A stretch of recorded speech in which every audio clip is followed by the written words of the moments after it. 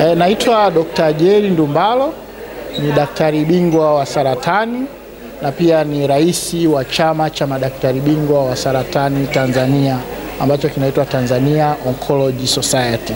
Sasa chama chetu cha Tanzania Oncology Society leo tuko hapa kwenye kongamano la kimataifa la saratani.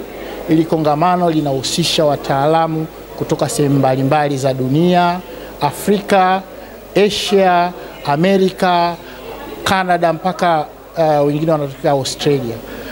Hili kongamano linafanyika karibia kila mwaka, na dhumuni kubwa ya kongamano hili ni kuwakutanisha wataalamu mbalimbali na kubadilishana uzoefu katika utaalamu wa matibabu ya saratani. Matibabu ya saratani kama inavyojulikana ni tiba mtambuka ambayo inahitaji wataalamu wa fani mbalimbali. Yani matibabu hayafanywi na mtaalamu wa aina moja.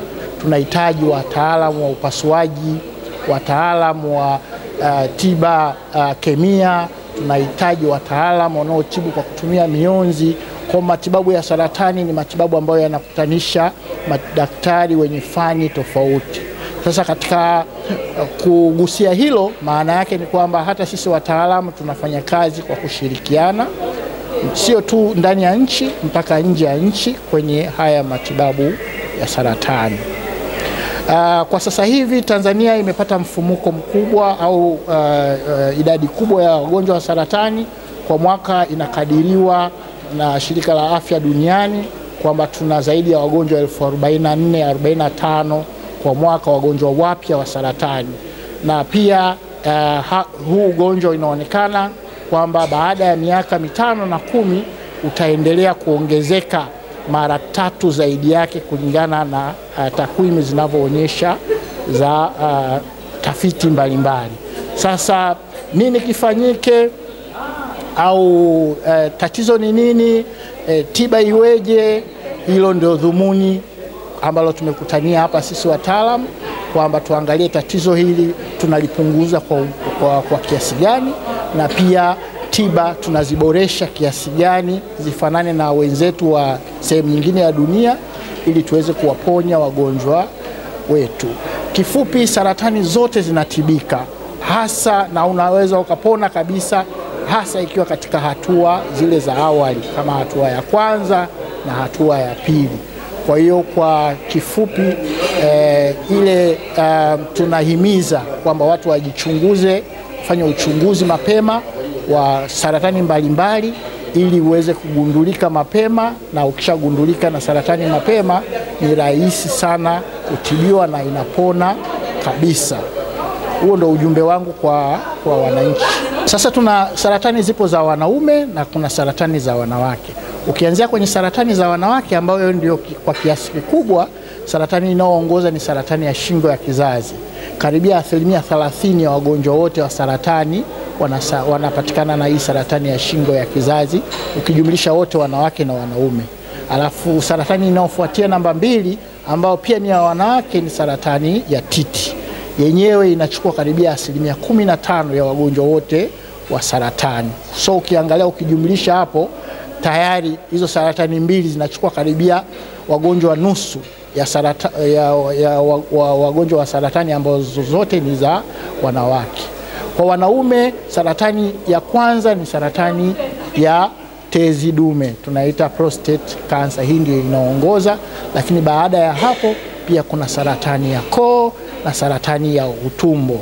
Katika hii saratani ya utumbo ambayo ni namba 3, ipo namba 3 kwa wote wanawake na wanaume, tunaita colorectal cancer. Hii saratani ya colorectal cancer katika miaka 10 iliyopita inaonekana imeongezeka kwa kasi sana.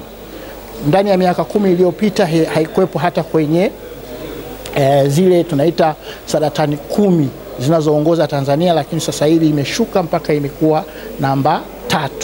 Na hii saratani moja kwa moja inawahusisha wanawake na wanaume.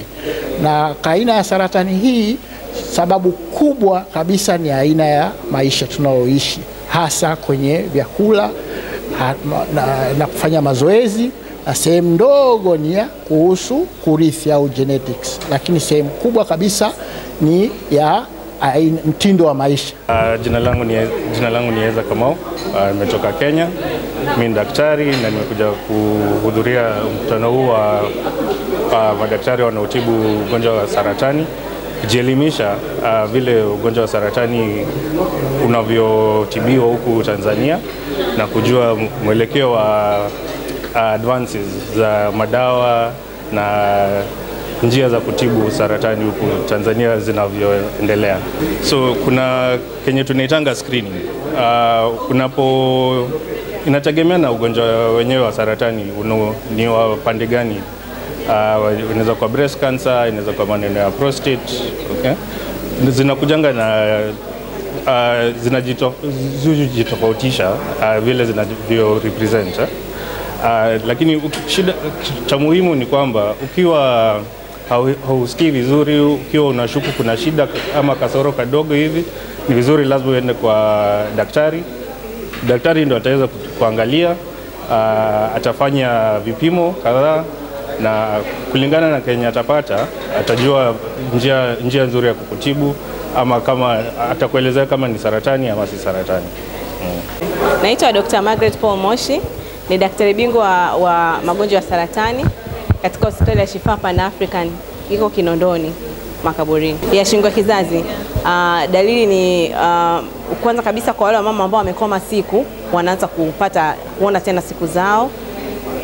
Pia kutoka majimaji au uchafu sehemu za siri, na pia wale ambao hawajakoma siku unakuta siku zao zinakuwa haziko zinavyotakiwa kuwa, na pia kuumwa kiuno, kuumwa tumbo kwa chini sana.